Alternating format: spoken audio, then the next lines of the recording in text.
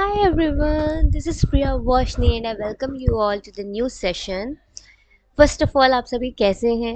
And I'm really sorry कि काफ़ी late हो गया इस वीडियो को लेके आने में, but I'll try to maintain the continuity from this video. So, from this video onwards, we will be looking into the thoughts of Thomas Hobbes.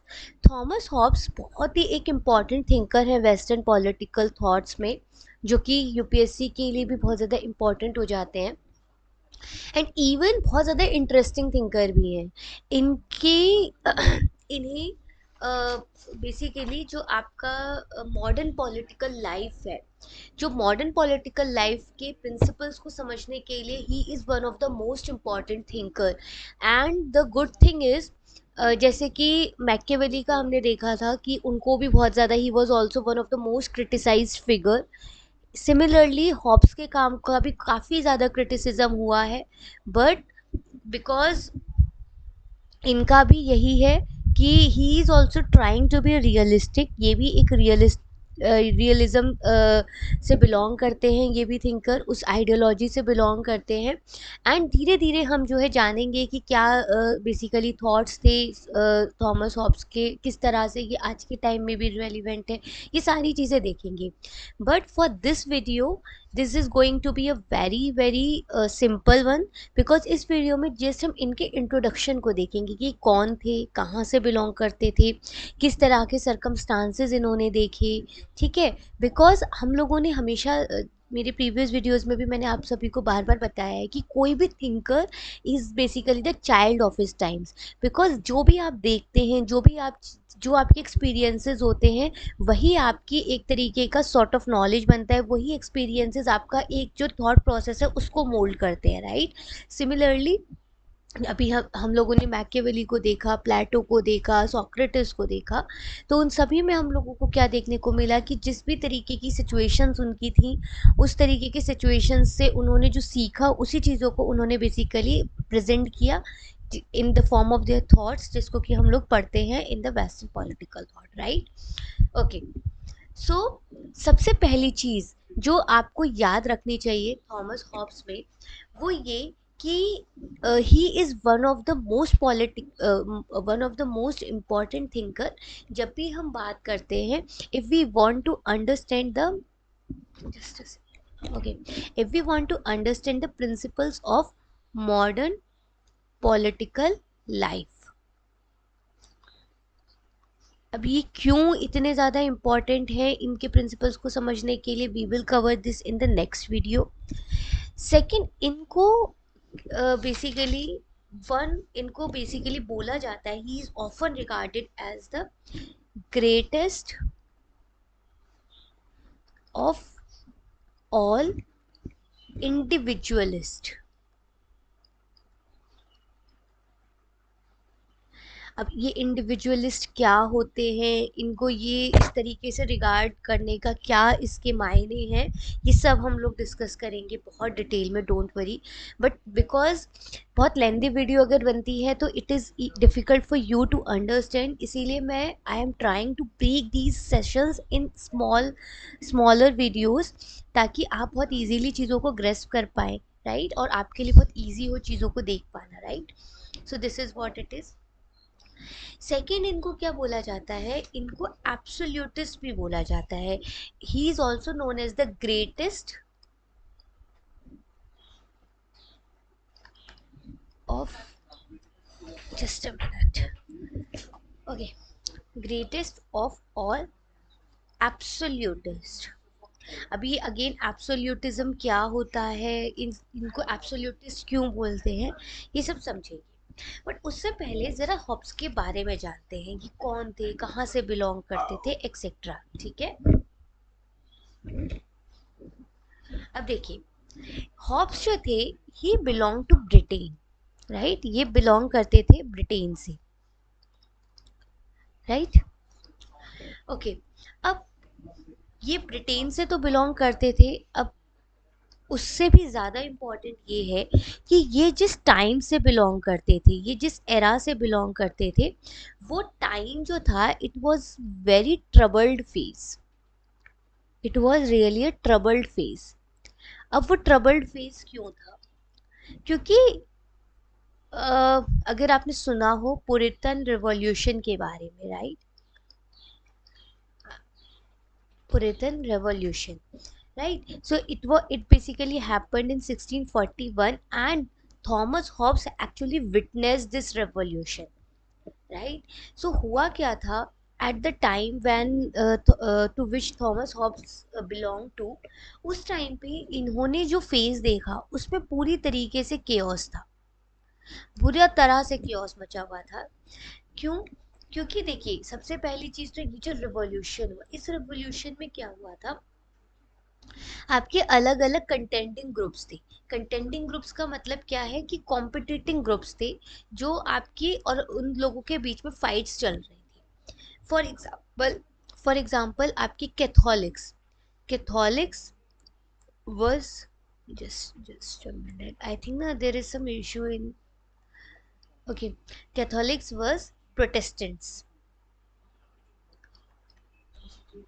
right? Similarly आपका रॉयलिस्ट was एंटी रॉयलिस्ट। आपको ना इस history में जाने की ज़्यादा ज़रूरत नहीं है, अभी मैं आपको ये सिर्फ इसलिए बता रही हूँ ताकि आप ना उनका एक बैकग्राउंड समझ पाए, क्योंकि आप जितने अच्छे से इसके बैकग्राउंड को समझेंगे ना उतना ही इजीली आप इनके थॉट्स को समझ पाएंगे, क्योंकि बहुत सारी चीज़ें जो है बैकग्राउंड से निकल के आ रही होती है, राइट? अब ठीक है, ये तो हमें समझ में आ गया कि जिस टाइम पे ये थे उस टाइम पे उन्होंने पुरितन रेवोल्यूशन देखा। हमें ये भी समझ में आ गया कि उस टाइम पे लड़ाइयाँ चल रही थी कैथोलिक्स प्रोटेस्टेंट्स के बीच में, रॉयलिस्ट एंटी रॉयलिस्ट के बीच में, और बहुत सारे ग्रुप्स के बीच में लड़ाइयाँ हो रही हैं। सब एक दूसरे से लड़ने में तैयार है, मार काट मची हुई है बुरी तरीके से। And it was the situation जो मतलब पूरी तरीके से क्योस मचा हुआ है। अब आप खुद सोचिए इस सिचुएशन में सबसे बड़ा खतरा किस चीज को होगा, बताइए। You can even pause this video and think about it कि अगर ये सिचुएशन है, लड़ाइयाँ हो रही हैं, बहुत ज़्यादा बुरा तरीके से मारकाट मच रही है, तो उस सिचुएशन में आप क्या चाहोगे? उस सिचुएशन में जो हर एक इंसान का एक बेसिक डर होगा वो होगा अपनी ज़िंदगी को लेके, राइट? इवन अगर कभी भी वॉर होती है, लड़ाइयाँ होती हैं, तो उनमें हमेशा सबसे पहले जो एक डर होता है हर इंसान का, अगर मैं एक इंडिविजुअल लेवल पे देखूं, मैं अभी बात नहीं कर रही हूँ कंट्री की, मैं अभी बात नहीं कर रही हूँ नेशन की, मैं सिर्फ एक इंसान की बात कर रही हूँ। एक इंसान के लिए अगर किसी के सामने, आप एक सिचुएशन इमेजिन करो, आपके सामने अगर कोई किसी का मर्डर कर देता है, तो उस सिचुएशन में सबसे ज़्यादा आपको डर लगेगा आपकी जान को भी लेके, कि भैया मैं यहाँ से जल्दी से भागूं, कहीं सामने वाला बंदा मुझे भी ना मार डाले, राइट? तो यानी कि यहाँ पे जो सबसे ज़्यादा इम्पोर्टेंट आ रहा था वो ये था कि यहाँ पे with the threat to the life, ये उन्होंने देखा अपने सामने, थॉमस हॉब्स ने। आप समझ पा रहे हो? क्योंकि रेवोल्यूशन चल रहा है, अलग अलग ग्रुप्स लड़ रहे हैं, अलग अलग आइडियोलॉजीज लड़ रही है, वो सब तो एक साइड है, लेकिन जो खतरा बन रहा है, खतरा किस चीज़ के ऊपर आ रहा है? खतरा आ रहा है इंसान की जिंदगी के ऊपर, ठीक है? तो उनको उनको जब जो थॉमस हॉब्स देख पा रहे थे वो ये चीज़ थी कि एट हिज टाइम कोई सिक्योरिटी नहीं थी, there was no security of life, ठीक है? There was no security of life और प्रॉपर्टी, ठीक है? इसीलिए इसीलिए जो हॉब्स थे उनका जो मेन कंसर्न था, मेन कंसर्न क्या था हॉब्स का? हॉब्स का जो मेन कंसर्न था वो था प्रोटेक्शन ऑफ लाइफ। क्या था? प्रोटेक्शन ऑफ लाइफ, कि भैया सब चीज बाद में, जिंदगी तो बचे, लाइफ तो बचे। यानी कि आप इसको ये भी बोल सकते हैं that the that he was the first person, or you can say he was one of the biggest proponent of establishing right to life, or you can say right to self preservation, self preservation। यहाँ तक आपको clear है? And इनके according ये जो है, इन्होंने इस राइट को कहा as an absolute right, as an absolute right. अब एब्सोल्यूट राइट कहने का क्या मतलब? एब्सोल्यूट राइट का मतलब होता है जिसको कि छीना नहीं जा सकता किसी भी इंसान से किसी भी सिचुएशन में, राइट। अब आप कहेंगे कि जो बेसिकली आपकी जुडिशरी आपका सज़ा देती है, डेथ सेंटेंसेस देती है, वो सब का क्या, वो सब पे भी आएंगे, इन्होंने उन सब के लिए भी प्रोविजंस दिए हैं हॉब्स ने। बट अभी के लिए समझो कि जब तक अगर इंसान गलत नहीं है तब तक उसके पास पूरी तरीके से राइट है अपने आप को प्रोटेक्ट करने का, प्रिजर्व करने का, उसको जीने का पूरा अधिकार है। और आइडियली उसका ये जो राइट टू लाइफ है ये उससे कोई नहीं छीन सकता, अगर वो गलत नहीं है तो, राइट। वो सब केसेस अलग आ जाते हैं कि किसी ने किसी कुछ क्राइम कर दिया, मर्डर कर दिया, वो सब डिफरेंट केसेस है, हम आगे देखेंगे, ठीक है। अभी के लिए आपको समझ में आया कि क्या उनकी सिचुएशन चल रही है। वो ब्रिटेन में हैं, एक इस तरीके के टाइम से बिलोंग करते हैं which is a very troubled one, because everything is in cures. He is actually witnessing the Puritan revolution of 1641 where various groups are fighting with each other, and because of these fights there is a threat to the life, and because of this threat to the life he was very scared. And Hobbes is basically thinking about the security of life or the security of property, because he's saying that protection of life is of the utmost important, therefore he has actually established right to life or right to self preservation as the absolute right. Is it clear to you?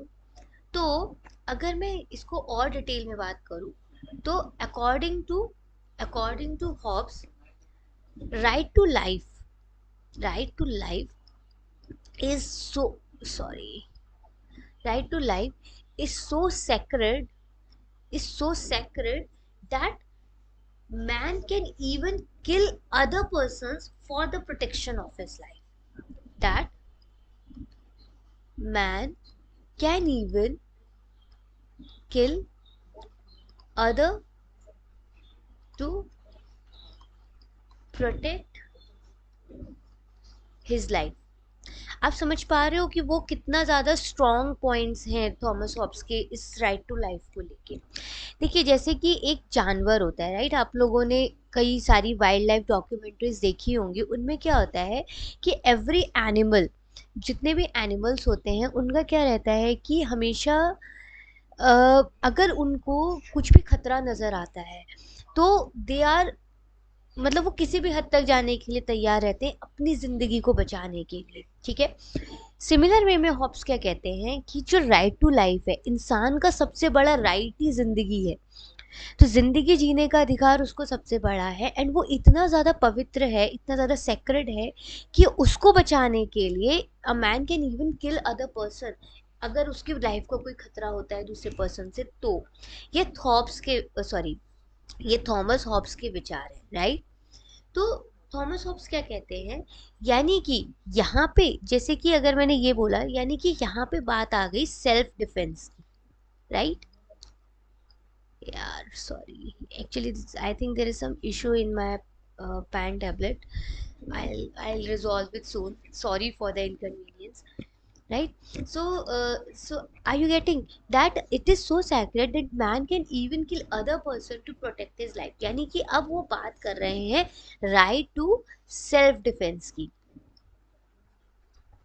ठीक है। तो उनका ये मानना है कि ये जो जिंदगी है ये भगवान ने हमें दी है, the life is basically given by the God, right. And यहाँ से जैसे ही वो ये बोलते हैं कि life is basically given by the God, इसके साथ साथ में ये भी इस्टेब्लिश कर देते हैं कि जो स्टेट है it is not the source of life. आपको याद है हम लोगों ने जितना भी एरिस्टोटल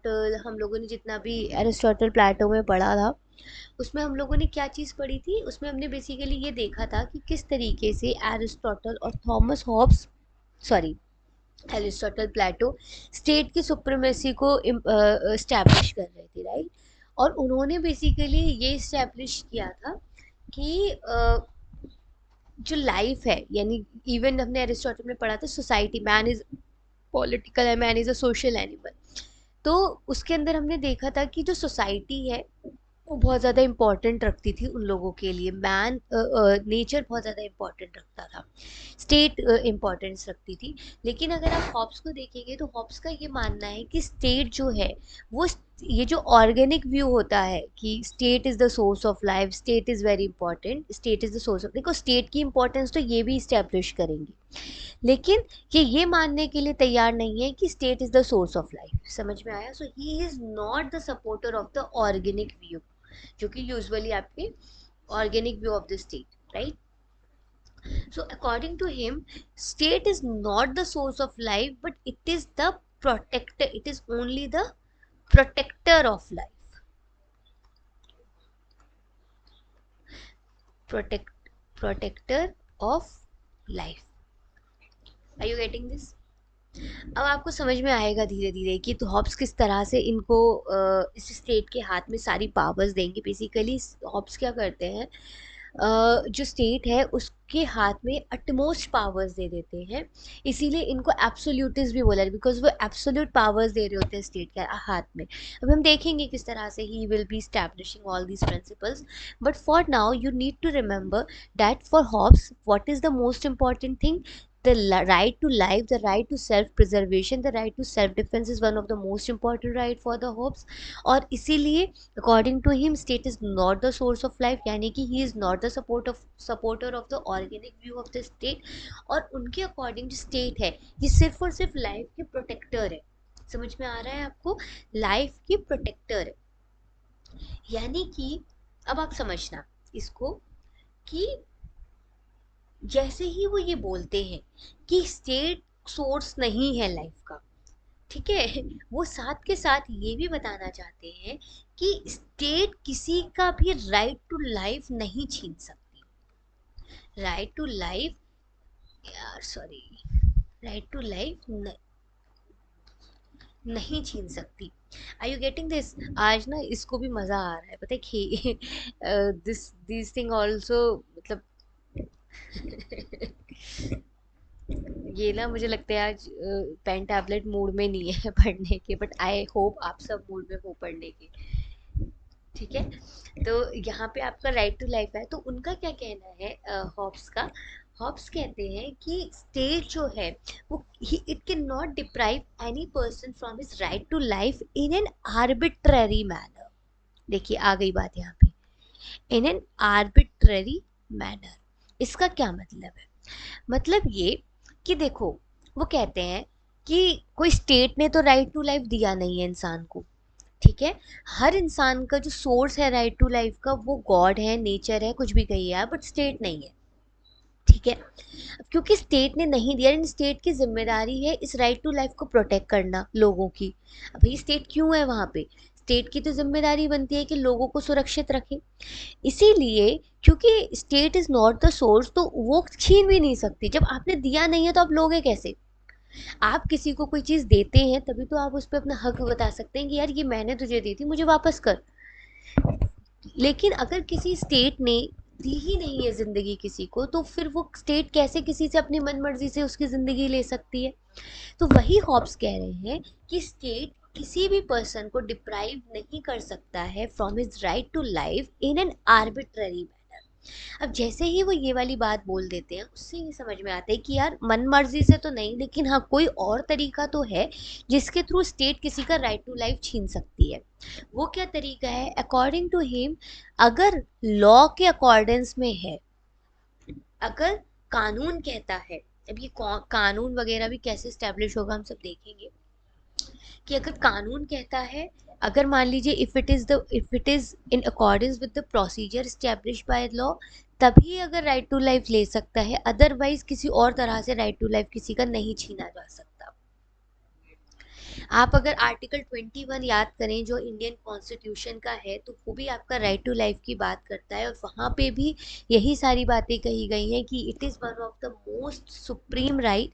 लेकिन वो भी एब्सोल्यूट राइट नहीं है, क्योंकि वहाँ पे भी आपकी कुछ आपके रिस्ट्रिक्शंस आते हैं। फॉर एग्जांपल, अगर आपने क्राइम कर दिया या बहुत ही ज़्यादा हाइनेस क्राइम है, तो उस सिचुएशन में पॉसिबिलिटी होती है कि आपको डेथ सेंटेंस मिल जाए, राइट। तो कुछ उसी तरीके से हॉब्स भी यहाँ पे कह रहे हैं कि भैया right to life is something जो सुप्रीम है, इसीलिए स्टेट किसी भी मन मर्जी से, अपने मन मर्जी से किसी का राइट टू लाइफ नहीं छीन सकता। लेकिन किसी भी लॉ के अकॉर्डिंग अगर कोई गलत है कोई इंसान, तो सिचुएशन में डिपेंड करेगा कि उसका राइट टू लाइफ स्टेट को, मतलब एक काइंड ऑफ अथॉरिटी होगी जिसमें कि वो ले सकता है। बट वो बहुत स्पेशल सर्कमस्टांसेस होंगे, it is not something which is normal. Is it clear to you? इसीलिए अगर आप अब यहाँ पे ध्यान से देखो, एक चीज जो मैं आपको चाहूंगी कि आप इसको थोड़ा सा दिमाग में बिठाएं कि यहाँ पे जो हॉब्स है उनकी, अगर आपने ये पूरा समझा ये दोनों चीजों में, तो आपका एक सार क्या निकल के आ रहा है? सार निकल के आ रहा है कि जो हॉब्स हैं उनके लिए सबसे इम्पोर्टेंट है राइट टू लाइफ, जो कि यानी कि एक इंडिविजुअल की जिंदगी, राइट, एक इंडिविजुअल की जिंदगी। ठीक है, यानी आपको एक चीज यहाँ से समझ में आ रही होगी कि जैसे ही उन्होंने ये बोला तो उन्होंने ये चीज भी प्रूव कर दी कि किसी एक इंडिविजुअल के लिए, इसको ध्यान से समझना देखो, किसी भी इंडिविजुअल के लिए सबसे जरूरी है ये, समझ रहे हो, राइट टू लाइफ।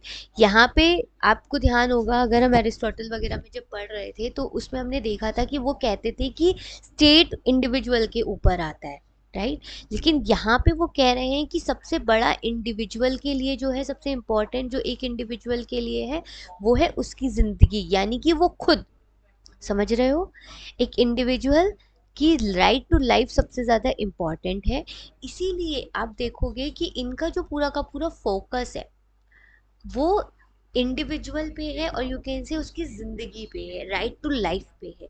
इसीलिए हॉब्स को one of the greatest individualist भी कहा जाता है, individualist, one of the greatest individualist, और you can say as the greatest of all individualist,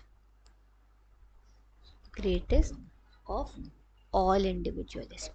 अब आप मुझे बोलोगे कि भाई इंडिविजुअलिस्ट का क्या मतलब होता है, इंडिविजुअलिज्म का क्या मतलब होता है? देखिए, इंडिविजुअलिज्म क्या होता है, इंडिविजुअलिज्म में आपका जो मैन है, it comes prior to the state, prior, sorry यार, what is this, prior to state.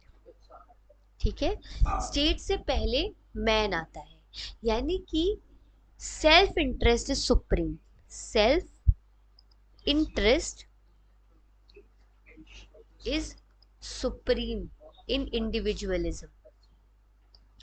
तो हॉब्स के अकॉर्डिंग जो मैन है, मैन इंडिविजुअलिस्टिक है by nature, and he is social only out of his necessity.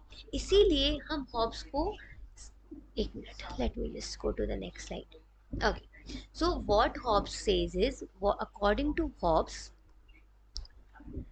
man is individualistic, indi यार, individualistic,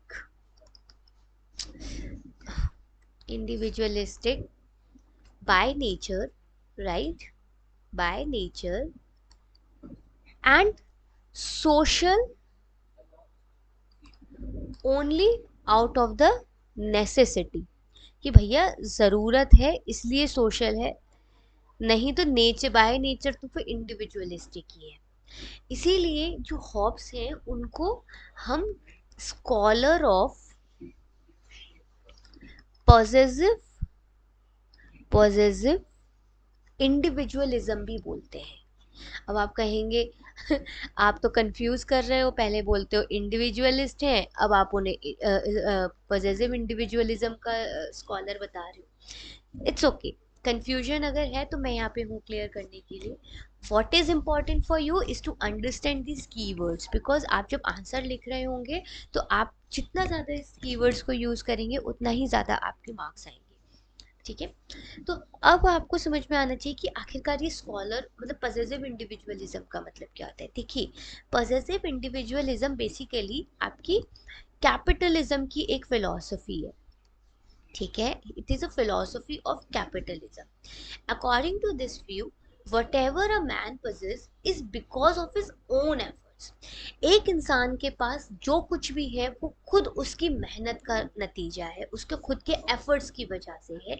इसीलिए क्योंकि वो सब कुछ उसने अपनी मेहनत से, अपने एफर्ट से कमाया है, इसीलिए आप किसी को भी मजबूर नहीं कर सकते हो कि वो उसको मजबूर होके किस सोसाइटी को वापस करे। आप समझ रहे हो? पजेसिव पोजेशन यानी कि जो कुछ भी मेरा है it is in my possession and you can not compel me to give it to the society और give it to the state without my will. समझ रहे हो आप? तो इस फिलोसफी के आपके सपोर्टर है, यू कैन से हॉब्स। ठीक है, तो Hobbes is a scholar of possessive individualism, right? Okay, तो this is what is the introduction of Thomas Hobbes. Next video में हम पढ़ेंगे इनको एब्सोल्यूटिस्ट क्यों कहा जाता है, हम पढ़ेंगे इनकी सोशल कॉन्ट्रैक्ट थ्योरी के बारे में, वो क्या है। इसके बाद इनको क्यों कहा जाता है कि ये बहुत ज़्यादा इम्पॉर्टेंट है to understand the principles of modern political life. हम समझेंगे कि आखिरकार मॉडर्न पॉलिटिकल लाइफ के प्रिंसिपल्स होते क्या हैं, etcetera etcetera. So please do not miss these lectures, बहुत इंपॉर्टेंट है। एंड मैं ट्राई करूँगी कि आपका बेस, आपका फाउंडेशन इतना ज़्यादा स्ट्रॉन्ग बने कि आपके पास सामने कोई भी क्वेश्चन आ जाए आप झट से उसे लिख पाए। ठीक है, बट ये जो है वीडियोस आपकी तभी हेल्प करेंगी जब आप ये वीडियोस देखने के बाद you are going to the standard text. आप कुछ भी रेफ़र कर सकते हैं। आप चाहें तो शुभ्रा मैम के नोट्स आते हैं, वो आप रेफ़र कर सकते हैं। आप चाहें तो इनकी जो बुक्स हैं बहुत अच्छे अच्छे, आपकी आप जो टॉपर्स हैं यूजुअली वो रिकमेंड करते हैं, उन बुक्स को रेफ़र कर सकते हैं। या फिर आप चाहें तो टॉपर्स वगैरह की बुकलेट्स को एक बार रेफ़र कर सकते हैं अगर आपको मिल जाती हैं तो, पॉलिटिकल साइंस की, जिसमें आप देख सकते हैं कि इनके ऊपर किस तरह के क्वेश्चंस पूछे गए हैं और लिखे कैसे जाते हैं। ऑल्दो हम वो भी प्रैक्टिस करेंगे अपने नेक्स्ट सेशंस में, but in case you are willing to know तो आप वो भी एक्सप्लोर कर सकते। बट अभी के लिए मैं आपसे कहूँगी कि थोड़ा पेशेंस रखें। अभी अगर आप सिर्फ इतना कर लेते हो ना कि आपने ये वीडियो सुनी, आपने उसको रिवाइज़ किया, एंड आपको जो एक मैं तरीका बता रही हूँ ना, आप क्या करो, ये सारा वीडियो सुना आपने, उसको रिवाइज़ किया एक बार अपने मन में, फिर आप इसे बंद कर दो।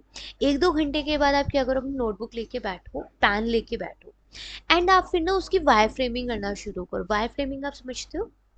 मतलब आप एक कीवर्ड लिखो कि ठीक है, individualistic by nature, Hobbes is individualist, greatest of all, फिर उसको लिखना शुरू करो कि just keep on creating the arrows कि अच्छा इसका क्या इम्प्लीकेशन है, इससे क्या इम्प्लीकेशन है। सोचो कि लेटेस्ट एग्जांपल्स को आप कैसे ऐड कर सकते हो। ये जो आप करोगे ना, बिलीव मी, कितनी भी बुक्स पढ़ लो कोई फ़ायदा नहीं होने वाला है जब तक आप ये एक्सरसाइज नहीं करते हो, क्योंकि आपको सोचना शुरू करना है। आपने जिस दिन सोचना शुरू कर दिया ना, आपका आधे से ज़्यादा यूपीएससी क्लियर हो गया, right? So that's all for this video, thanks a lot. और अगर आपको प्लीज़ समझ में आ रही हैं चीज़ें तो please do not forget to share it with your friends, and please comment में मुझे बताइएगा अगर कुछ भी इम्प्रूवमेंट मैं कर सकूँ, because I will be very very happy to improve upon my work. Thanks a lot for your time, take care, bye bye.